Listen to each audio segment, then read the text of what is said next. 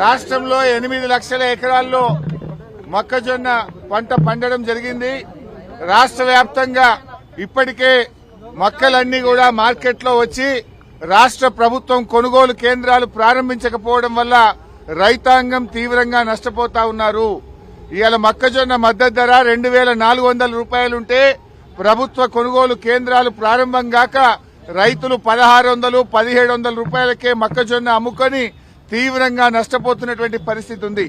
మరొక వైపు అకాల వర్షాల వల్ల మార్కెట్ యార్డ్లలో కల్లాల్లో మొక్కజొన్న తడిచిపోయి రైతులు బాగా నష్టపోతా ఉన్నారు. ఈ ప్రభుత్వం మొక్కజొన్న రైతుల పట్ల తీవ్రమైన నిర్లక్ష్యం చూపుతా ఉంది.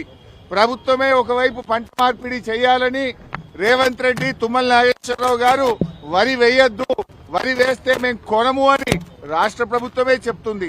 ప్రభుత్వాన్ని నమ్మి 8 లక్షల ఎకరాల్లో మొక్కజొన్న పండిస్తే ఈ ప్రభుత్వం కొనుగోలు కేంద్రాలు ప్రారంభించక రైతులను నట్టేట ముంచుతా ఉన్నారు.